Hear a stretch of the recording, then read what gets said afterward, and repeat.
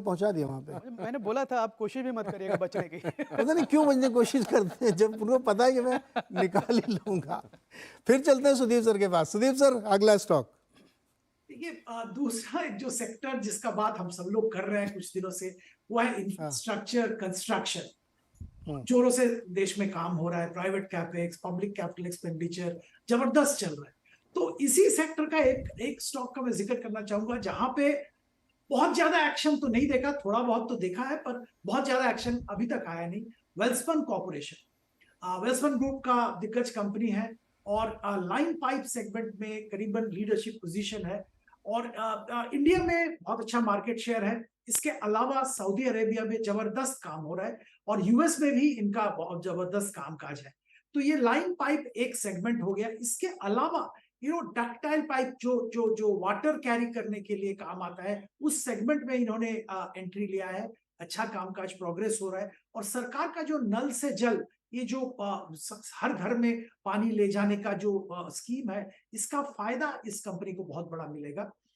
ये सब तो पाइप का बात हो गया, बट इन्होंने पिछले दिनों में सिंटेक्स जो जाना माना ब्रांड है वाटर टैंक का, वो एक्वायर किया है और सिंटेक्स का मार्केट शेयर कम होते होते करीबन 8-9% आ गया और इनका अभी जो प्लान है उसके हिसाब से 25% तक मार्केट शेयर ले जाने का दावा है और डिस्ट्रीब्यूशन नेटवर्क बढ़ा रहे हैं, डीलर नेटवर्क बढ़ा रहे हैं और जो कि इनको आने वाले दिनों में बहुत काम में आएगा। ये सब के अलावा भी टीएमटी सेगमेंट जो जहां पे इनका कामकाज है, वो टीएमटी जैसे हम जानते हैं कि जो सरकार के मल्टीपल जो स्कीम्स है, जो कामकाज चल रहा है, उसमें टीएमटी का भी बहुत बड़ा एक रोल है।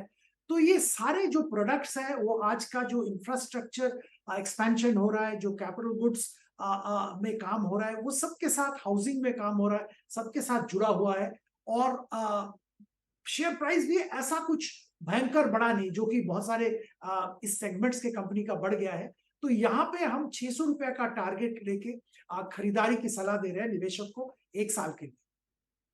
Interesting play. इसमें थोड़ी सी रिसर्च मेरी है कि जितनी भी प्रकार की पाइप कंपनी, चाहे वो मेटल पाइप की हो या प्लास्टिक पाइप की हो, आप किसी भी कंपनी उठा के देख लीजिए, सबकी ग्रोथ आपको बहुत ही रोबस्ट दिखेगी क्योंकि इंडिया में ये काम बहुत हो रहा है। इस सेगमेंट में बहुत सारी कंपनीज हैं और वेलस्पन कॉर्प, नो डाउट इनकी बहुत सारी खबरें आती रहती कि विदेशों से कि कितने हजार टन का ये सबको ऑर्डर इनको मिलता रहता है। तो वेलस्पन कॉर्प एक और बेहतरीन पिक आपके लिए जो अपने पोर्टफोलियो में आप शामिल कर सकते हैं। प्रकाश सर, आपका अगला स्टॉक।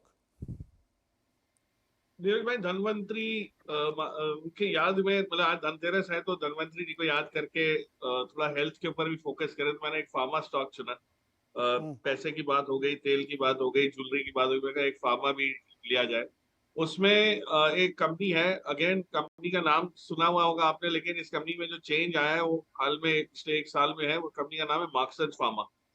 कंपनी कुछ कॉम्प्लिकेटेड काम नहीं करती है, लेकिन रेगुलेटेड मार्केट्स में जो बड़े कंपेटिटिव माने जाते हैं, वहां पे जेनेरिक फार्मास्यूटिकल फॉर्मुलेशन बेचती है। मतलब इनकी कुछ एक दो चीजों में बहुत अच्छी पकड़ है। उसमें खास करके जो मार्केट्स में ये है, वहां पे ओटीसी प्रोडक्ट्स भी बेचता है ये, मतलब ओवर द काउंटर जो बिना प्रिस्क्रिप्शन के बिकते हैं, और कई जगह प्रिस्क्रिप्शन वाले भी होते हैं। तो इन्होंने बड़ी बड़ी कंपनियों के साथ व्हाइट लेबलिंग का काम बहुत किया हुआ है। तो मैंने जब पहली बार ये कंपनी का नाम सुना था या इससे वाकिफ हुआ था, मैं यूके में बेल्स हेल्थ केयर करके कंपनी है, उसके प्रोडक्ट्स बड़े मिलते हैं आपको। सर्दी जुकाम हो गया तो आप आइबुप्रोफेन या पैरासीटामोल या कुछ लेते हैं, तो वो देखा मैंने कि बनाता कौन है, तो लिखा था उसमें, इनका नाम आया। तो वहां से ढूंढते ढूंढते समझ आएगी ये कंपनी कर क्या रही है। अब इसने पिछले साल अपनी बैलेंस शीट को बहुत अच्छी तरह सुधारा है। इन टर्म्स ऑफ जो डेट था घटा दिया, कैश इनकी बुक्स पे आ गया। FY23 मार्च जब क्लोज किया इन्होंने तो 170 करोड़ तो कैश लेके बैठे थे और ये पहले डेट को होते थे, और 3 साल बाद कंपनी फाइनली प्रॉफिटेबल हुई है।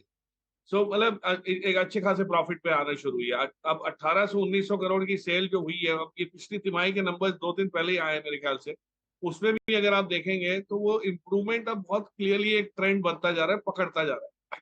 सो इनके जो पाइपलाइन है, जो अप्रूवल्स इनके पास ऑलरेडी है, और इन्होंने टेवा फार्म करके कंपनी ली है जिसका गोवा में यूनिट है, ये R&D में बहुत स्पेंड कर रहे हैं। और जो जो पाइपलाइन में इनके प्रोडक्ट्स हैं वो जैसे जैसे मोनेटाइज होते जाएंगे, इसमें कोई कॉम्प्लिकेटेड चीज भी नहीं है। जैसे हम समझते रहते हैं लुपिन को, सिप्ला को, सन को कहीं ना कहीं दिक्कतें आती रहती हैं, ये होता है। इनके पास ऐसा कोई प्रॉब्लम वाला एरिया नहीं है। मार्केट छोटा है नो डाउट, लेकिन ये अच्छी तरह उसका वो कर सकते हैं।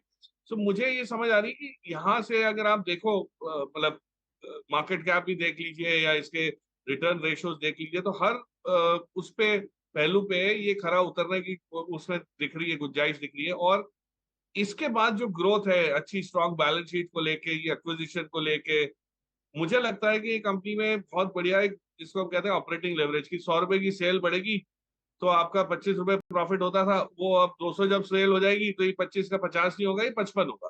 तो ये धीरे धीरे करके ऑपरेटिंग लेवरेज बढ़ता जाएगा। एबिटा मार्जिन देख लीजिए, gross profit margin 50% gross profit margin पे करती है कंपनी काम। सो उस हिसाब से नेट घटेगा तो पैट में भी आपको इंप्रूवमेंट दिखेगा। सो ये सब चीजें अभी आज ज्ञान नहीं देंगे, सिंपल चीज है कि एक फार्मा कंपनी अगर कोई छोटी मोटी लेनी है तो ये मिड कैप फार्मा है। इस बहुत ज्यादा इंस्टीट्यूशनल प्ले अभी नहीं है, लेकिन आज लेके रखे 1-2 साल में इसका अच्छा खासा हुलिया बदल जाएगा, पॉजिटिवली चेंज आ सकता है। तो यहाँ से अभी भी आपको एक अपसाइड इसमें 20-25% की बनती हुई दिख सकती है। ओके, मार्क्संस फार्मा और बहुत सारी चीज़ें बताई, लंदन का अपना एक्सपीरियंस भी बता दिया कि मैंने वहीं लिया था दवा। देखा ये फ़ायदा होता है घूमने फिरने का। आपको भी फार्मा पसंद है क्या? हाँ, फार्मा में, हाँ जी बिल्कुल, मैं प्रकाश जी की बात से एकदम सहमत हूँ। आई थिंक फार्मा में अपॉर्चुनिटीज़ जैसे उन्होंने बताया mid cap small cap space में भी है। मुझे लगता है लार्ज कैप स्पेस में भी इंडियन फार्मा कंपनीज ने पिछले 4-5 साल से कोई परफॉर्मेंस नहीं दिखाई है। एक टाइम पे था ये सेक्टर बहुत फेवरेट सेक्टर होता था एनालिस्ट का, इन्वेस्टर्स का, पर अंडर परफॉर्मेंस की वजह से क्योंकि रिटर्न नहीं होता तो लोगों का फिर नज़रिया भी बदल जाता है, फिर नैरेटिव नए बन जाते हैं कि भाई कुछ रिटर्न नहीं है, मल्टीपल गिर रहा है तो गिरता ही रहेगा। पर मुझे लगता है कि कुछ कंपनीज हैं लार्ज कैप फार्मा में जिन्होंने काफ़ी मेहनत की है पिछले 2-3 साल में अपने बिजनेस को रीस्ट्रक्चर करने के लिए, ज़्यादा वैल्यूएबल बनाने के लिए। तो शॉर्ट टर्म में अगर पेन भी लेना पड़े उन्होंने लिया है। तो उसमें जो मुझे पसंद है नीरज जी, वो है डॉक्टर रेड्डीज़। और डॉक्टर रेड्डीज़ इसलिए क्योंकि एक तो साइज़ का एडवांटेज है, स्केल बहुत बड़ी है।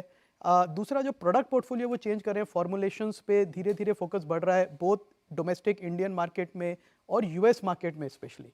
सो यूएस मार्केट में जो उन्होंने नई फाइलिंग्स रिसेंटली करी हैं फॉर्मुलेशंस की, अगर उनको पूरा फ़ायदा मिला तो कंपनी का लिटरली साइज़ यहाँ से डबल हो जाएगा 2-3 साल में, और मार्जिन भी बढ़ेगा। और जो डोमेस्टिक बिजनेस है वो भी अच्छा चल रहा है। एक यूएस में ब्लॉकबस्टर ड्रग नोवा नॉर्डिस्क ने जो डेवलप करी, ओजम्पिक करके एंटी ओबेसिटी ड्रग जो उन्होंने लॉन्च करी, इनको वो मिला है ना टेस्टिंग का वो। यस, तो वही मैं उस पे आ रहा था। तो ये बहुत बड़ा, आप मतलब सोच सकते हैं पूरी दुनिया में सबसे बड़ी, अगर बीमारी मैं नहीं कहूँगा पर सबसे ज़्यादा जो प्रॉब्लम है लोगों को वो ओबेसिटी की है। और एक तो क्लिनिकल ओबेसिटी है और दूसरा एक कॉस्मेटिक ओबेसिटी है। लोग कहते हैं मेरा वेट बढ़ गया, मेरे शुगर ज़्यादा। और ये जो ड्रग बनी है ओजम्पिक, ये एक्चुअली डायबिटीज़ के लिए बनी थी। यस। और जिसका डायबिटीज़ के साथ साथ उन्होंने कहा डायबिटीज़ में अगर आपका फूड की क्रेविंग कम हो जाती है, और यूएस में तो बल्कि जो फास्ट फूड रेस्टोरेंट्स हैं उनके स्टॉक प्राइसेस 30% तक करेक्ट हो गए हैं इसके बाद, कि इसको खाने के बाद लोगों को क्रेविंग नहीं होगी फास्ट फूड की। तो ओजम्पिक एक मतलब मिरेकल ड्रग उसको लोग कह रहे हैं। अभी भी अर्ली डेज है, पर उसमें डॉक्टर रेड्डीज काफ़ी आगे है बाकी कंपनी से ओजम्पिक के बारे टेस्टिंग के लिए। तो और सबसे बड़ी बात नीरज जी की जो वैल्यूएशन, अगेन मैं वापस फिर से वैल्यूएशन पे आता हूँ, वो एक बहुत बड़ा मार्जिन ऑफ कंफर्ट देती है। अभी मैं देखूँ डॉक्टर रेड्डीज का फॉरवर्ड मल्टीपल 16 टाइम पे है। मतलब टू मी वो रिडिकुलस लगता है मुझे, क्योंकि वही कंपनी एक समय 35-40 टाइम के मल्टीपल पे चलती थी और उसका वैल्यूएशन जस्टिफाई इसलिए कहा जाता था क्योंकि ये कहते थे तो फार्मा कंपनी, इसका अर्निंग्स तो बढ़ती रहेंगी।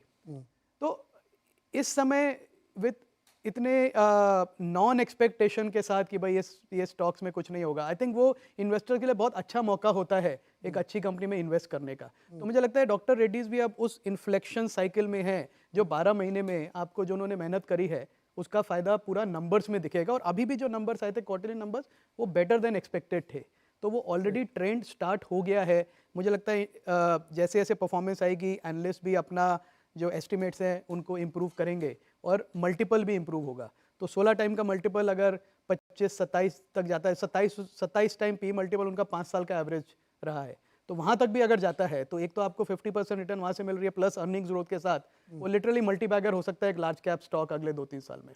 ये बड़ा इंटरेस्टिंग है। ये जो दवा है ना, दर्शकों के लिए आप लोग सर्च करिएगा दुनिया के हुज हू ने अपने को शेप में करने के लिए इस दवा का इस्तेमाल किया है। और इसके